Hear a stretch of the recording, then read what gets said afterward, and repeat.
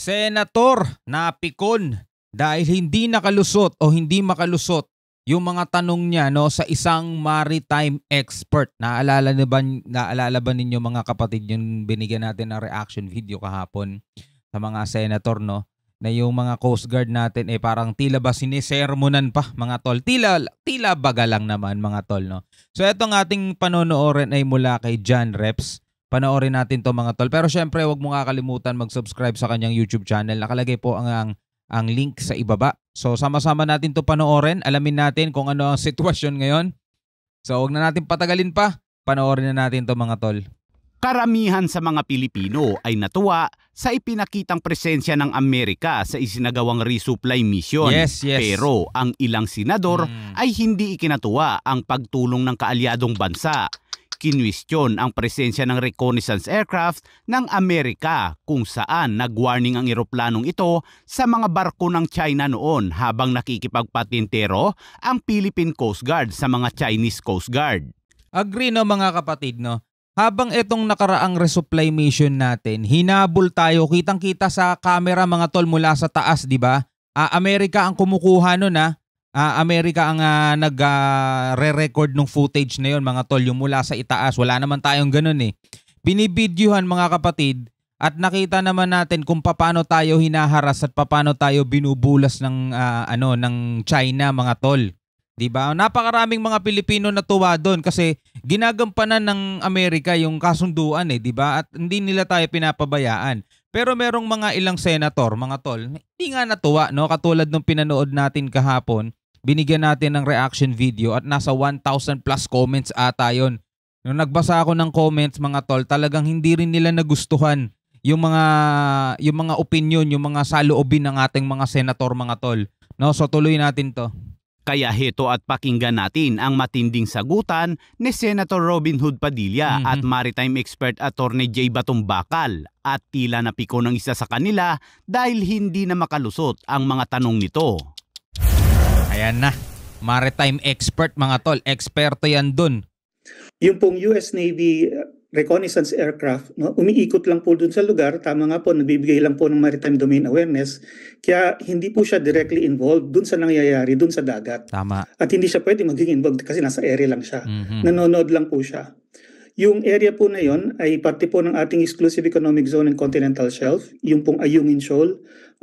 There ay hindi po yan land territory, wala pong territorial sea dyan, wala pong territorial airspace. At sa ganon, mayroon pong freedom of navigation and overflight po dun sa paligid ng Ayungin Shoal. So yung pong US military aircraft na nandun, kahit ba may operation o wala, meron po siyang freedom of navigation and overflight doon. Wala pong nababiolate na international law sa paglipad niya doon at pagpanood doon sa mga nangyayari doon. So sa madaling salita, kahit hindi na siya coordinate kasi may freedom of navigation, may freedom of flight niya doon. So legal siya doon, Nga po yung function ng maritime domain awareness para malaman kung ano nangyayari sa lugar. So siguro po sa paglilinaw na yon, medyo maano po natin yung situation.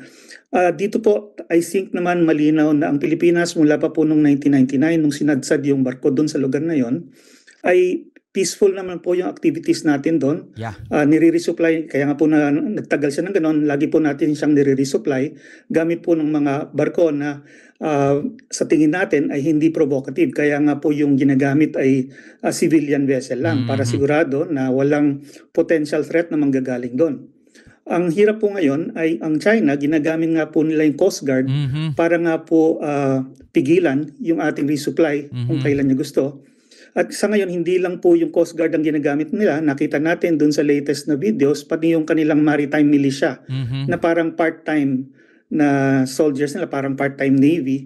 At na-report na rin po ng Coast Guard na sa paligid po ng operation yun, nandun na po ang China Coast Guard at maritime militia, yung po mga barko ng PLA Navy, nandun din po, maaligid lang at nagmamasid din. Yun yung sinabi natin kahapon hindi ata alam ni Senator na sa di kalayuan, merong warship doon. Merong gray ship silang nakabantay din. So bakit niya kine-question yung pag-ikot-ikot ng Amerika doon sa ibabaw? Samantalang yung China may backup din. So hindi po ito simpleng sitwasyon na civilian, nakaharap sa civilian. Medyo mas komplikado po yung situation. At it is to the credit of our Coast Guard and Armed Forces na all this time nga po, tayo po yung talagang nagpipigil, tayo Yeah. po yung laging mayroong restraint. No? Hindi po kagaya sa China Coast Guard na gumagamit ng laser, Yeah. na nagkakondak ng dangerous maneuvers, Tama. na nag-aastang babanggain Tama. yung Ayan, ating no? mga barko. No? Mabuti nga po, hindi natitinag yung ating mga Coast Guard at Navy vessels. Nakakalampas po sila doon. Wala po nangyayaring masama kasi hindi po sila napoprovoke. Ayan, no? Yung kabila po talaga ang nagpo-provoke. Ayan, no? Tignan mo, hindi ba provocative yung ginagawa action nila katutok sa ano natin?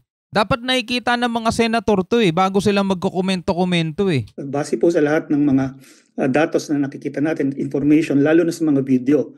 So kung meron po mangyayari dyan, hindi po kasalanan natin, Mhm. no? Dahil tayo po ay nasa sarili nating lugar, Tama. nag-exercise po tayo ng sarili nating jurisdiction, Mhm. sa sarili nating EEZ at continental shelf.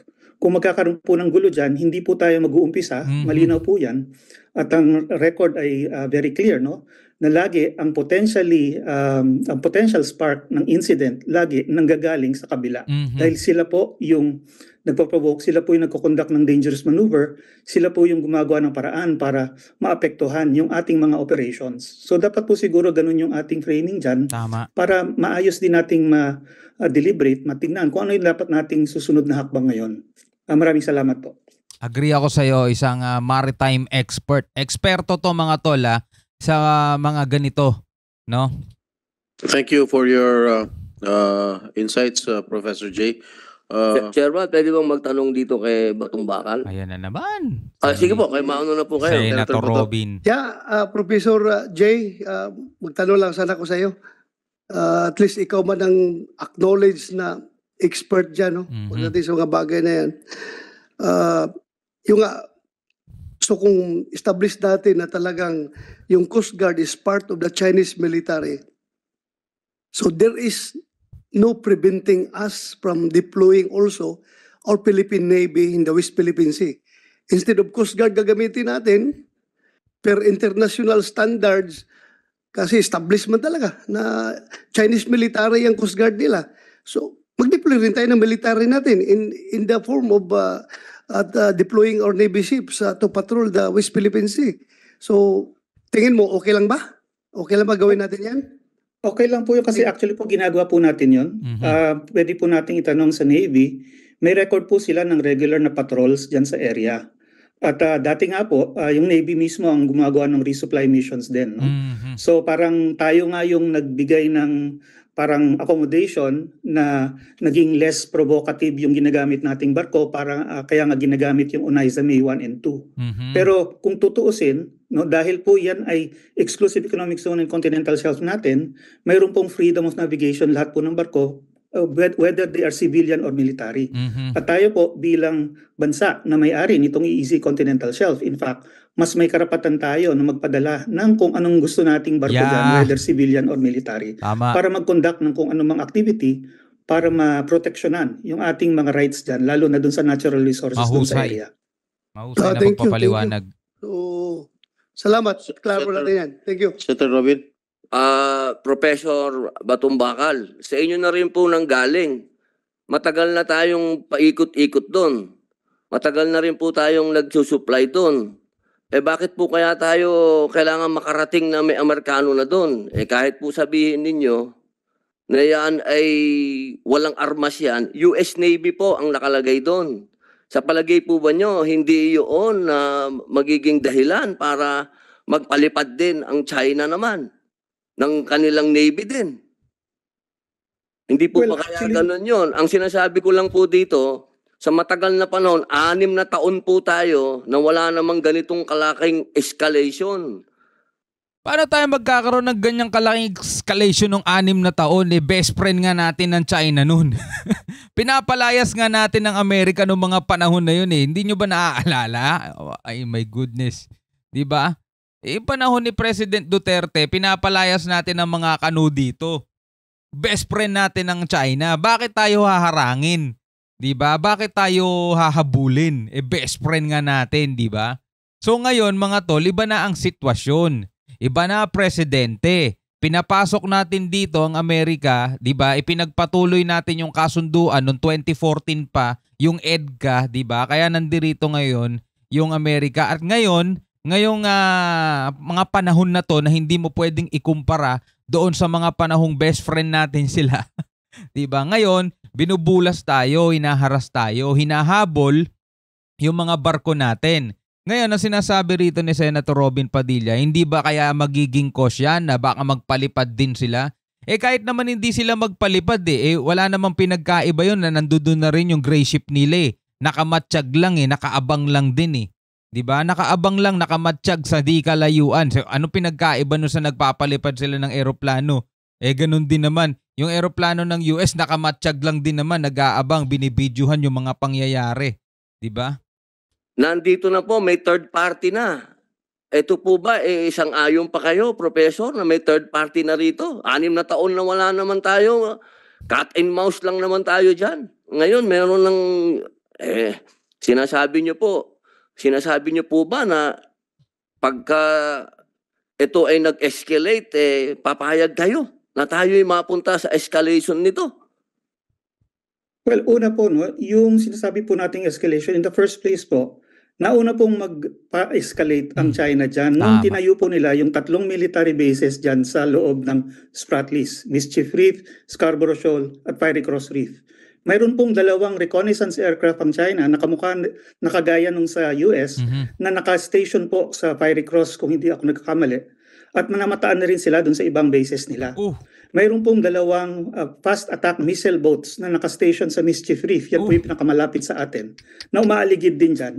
At nung nga pong 2021, nabalita nga po na hinabol pa yung isang civilian na vessel natin na lula ng isang ABS-CBN crew. Yung pong PLA Navy, lagi po silang mayroong at least 2 o 3 warships na nakastasyon sa bawat isa dun sa 3 military bases nila dyan. Fiery Cross, Mischief Reef, at Subi Reef. Hindi na po yun nagbabago. So, kumbaga, dihado na talaga tayo dahil dinagdagan na po ng China yon even before dumating po itong mga Amerikano nitong taon na ito. Napakalinaw naman. Ang kailangan na lang talagang gawin nitong mga senator na to, buksan yung diwa nila, buksan yung pandinig nila sa naririnig nila, no? At wag na nilang ipagpilitan na talaga namang ayaw nila kasi sa Amerika at gusto nilang paalisin. Diba? Dehado na nga tayo noon pa Nag-escalate na nga mula nung nagtayo ng 3 island Tapos may mga missile boat daw. May mga reconnaissance airplane din sila. So ano pang nagagawin natin? Diba? Bangka na nga lang ang ipinapadala natin para less provocative, diba? Yung nasabi nitong maritime expert, professor. Diba? Ano pa rin ba ang gusto natin mangyari? Alisin pa? Diba? Yung nakamatsyag, eye in the sky na nga lang, binibidyohan na nga lang yung mga pangyayari. Yun na nga lang yung tipong magiging ebidensya pa natin, dagdag ebidensya pa natin para maiparating natin sa international community, diba? Gusto pang alisin? Professor, lahat po ng binanggit nyo, nakita ko po lahat doon. Ako po kasi ay galing doon. Yun naman pala Pati po yung mga base na sinasabi niyo, nakita ko din po. Ang sinasabi ko po dito, sa loob po ng 6 na taon, hindi naman tayo nagkaroon ng ganitong escalation. Ang sinasabi ko pong maliwanag, bakit po tayo pumapayag ngayon na ganito na nag-escalate meron ng Amerikano? Yun lang naman po, simple lang naman ko. Na-handle naman natin to ng 6 na taon na tayo-tayo lang. Na-handle ko nga yan, bangka lang dala ko Bangka. Dapat talaga ngayon na yung sinasabi ni Senator, respect naman kay Senator. Yung 6 na taon kasing sinasabi niya, dati yun, di ba? Na handle naman daw natin. Pero ngayon nyo siya pasakayin dun sa bangka na yun. Di ba? Ngayon nyo siya pasakayin dun, tapos mag-resupply mission siya. Kapag hinahabol na siya ng China, kapag hinahabol na sila ng Coast Guard ng China, hayaan nyo lang.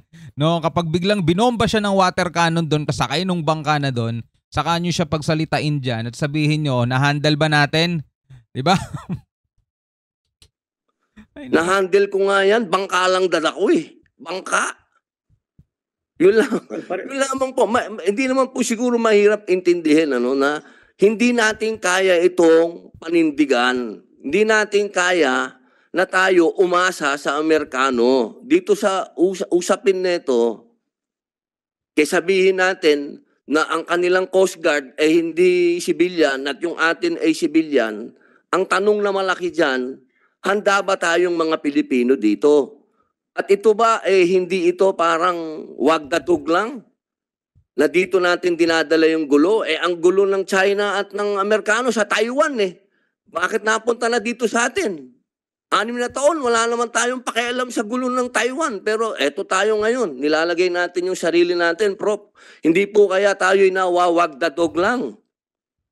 Well, sa tingin ko po, Your Honor, hindi naman tayo nawawagdadog dahil una, itong pressure po ng China na paalisin tayo, patalsikin tayo mula dyan sa iyong Incheon, kung inyong mapansin, nagsimula yan ilang taon nang nakaraan.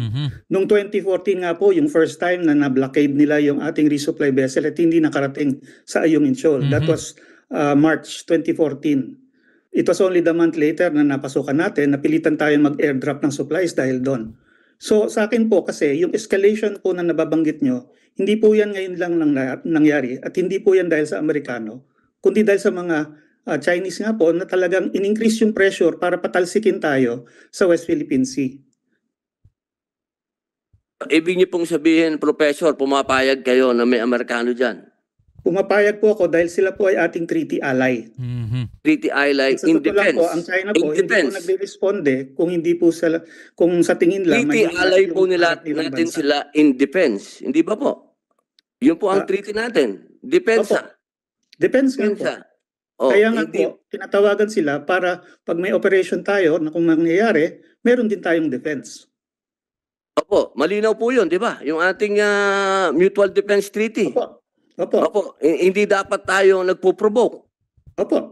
At so far naman po, wala tayong ginagawa na provocative. Ang hirap dito kasi sa senator na to, mga tol, no? Ang gusto niya kasi, yung hindi na tayo magpo-provoke, yung hayaan na lang natin, basta payapa lang tayo, mga tol.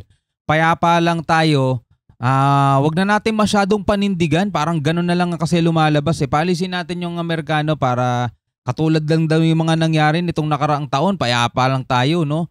Kung yung nakaraang taon, ganyan, no? Ngayong taon na to, hinahabol tayo, hinaharang tayo, hayaan na lang natin, mga tol, basta hindi tayo nagpo-provoke, no? Hindi tayo nagpo-provoke. Yun ang problema kasi, mga tol. Parang alam yun, nakikita nyo na yung sitwasyon, mga tol, na lalong nagiging agresibo yung China. Diba? Lagi nilang sinasabi na wala tayong karapatan pumasok dyan dahil wala tayong pahintulot sa kanila. Diba? Yun ang lagi nilang sinasabi sa atin. Kapag hinaharang nila tayo dahil kasalanan pa daw natin. Kapag binobomba tayo ng water cannon, kasalanan pa daw natin. Diba? So, hayaan na lang natin. Basta walang Amerikano dyan. Yun lang ang malinaw. Di na natin kailangan ng Amerikano dyan. Totoo naman, mga tol. Andiyan dyan man o wala ang Amerikano, kaya natin yan. Diba? Pero ano bang ginagawa nila doon na parang masyado nating ikinakatakot, diba? Binibidyoan lang naman sila. Maritime domain awareness lang naman yung ginagawa, diba? So hindi natin alam, mga tol, kung ano talaga yung gustong mangyari nitong mga senator, no? Nire-resupply kinaya nga po natin ng 6 na taon na walang kano 6 years, walang kano. Kaya natin. Ayos to si John Reps, no? Saludo kay John Reps. Kakayanin talaga natin ng 6 na taon, best friend nga natin sila. Ano 6 years. 2014, mga tol, nung unang-unang beses daw na hindi nagtagumpay yung ating resupply mission dahil hinarang tayo ng Chinese. 2014, mga tol, 2016 naging presidente si President Duterte. Sa loob ng 6 na taon, pinalayas natin ng Amerikano rito, 'di ba? Minumura-mura pa nga dati ni Pidots 'yun 'Di ba? Best friend natin ng China. So, bakit naman tayo haharang-harangin nun? At kung merong nagkakaroon man na paghaharang, mga tol, o magkakaroon man sa PCG ng tawag dito, ng mga ganyang klaseng tensyon, hindi na nababalita, hindi na naipapakita sa media, hindi nga natin alam, kahit sa YouTube, di natin alam, mga tol, di ba? So, yung ikinukumpara dito ni Senator Robby na 6 na taong kinaya natin ng kano, pinakamaganda dyan, pasakayin nyo na kasi sa bangka. Pag resupply mission nyo na siya. Sa susunod na resupply mission, pasakayin nyo siya doon.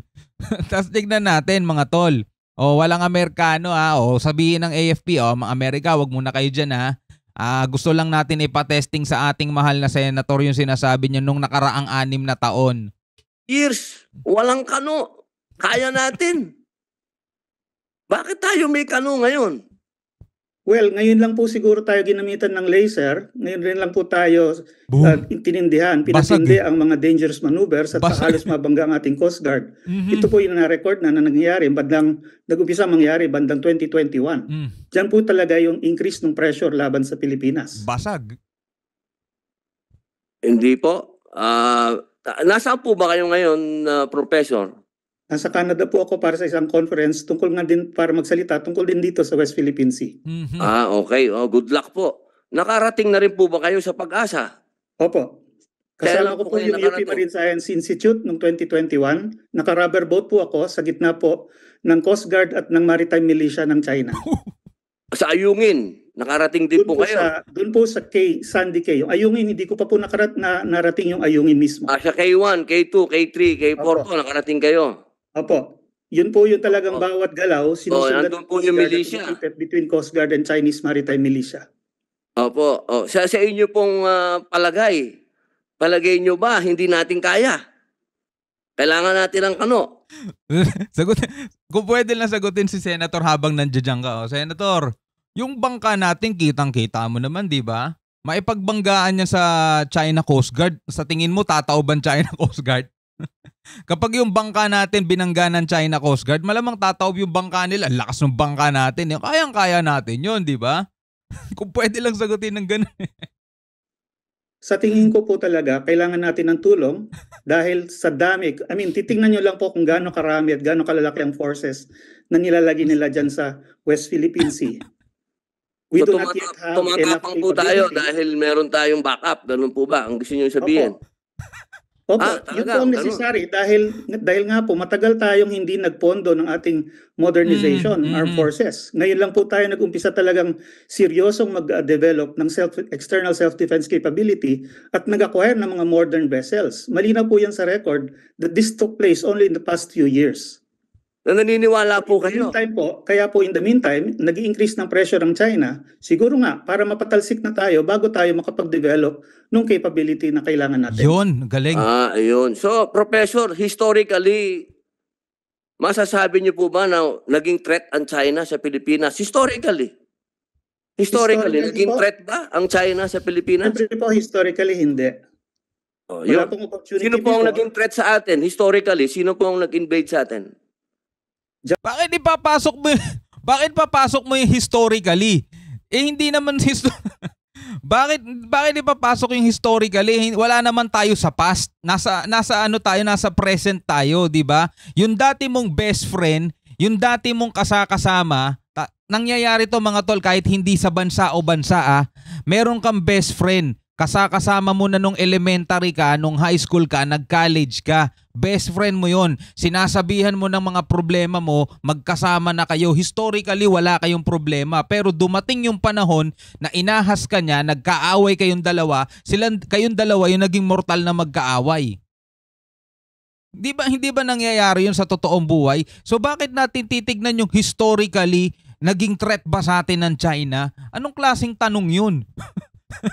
Anong klaseng tanong yun? Historically mga tol, 'di ba? Sinakop tayo ng Japan. Ngayon tinutulungan tayo ng Japan. So hindi natin tatanggapin yung tulong nila dahil naging threat sila sa atin dati? Ganun ba 'yon? My goodness naman 'yan. Japan po. Tsaka sino pa po? Is Before there that, such a thing as the Filipino-American War? Colonial history natin, umpisan po natin. Is there such a thing as a Filipino-American War? Opo. Yun. Opo. Okay, maraming salamat po. Pinag-aralan din po natin yun. At pa mga tol hindi natin kayang talunin ng Amerika sa gera, mga tol.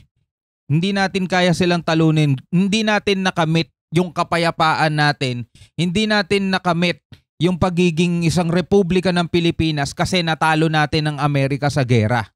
Mga tol, hindi natin sila natalo. Diba? Ibinigay nila sa atin yung kalayaan natin. Ngayon, kung sasabihin natin historically, naging threat ba sa atin ang China? Mga tol, kahit simpleng mamamayan mga tol, hindi porket na hindi kayo naging magkaaway historically sa past, diba? Hindi na kayo pwedeng maging magkaaway ngayon.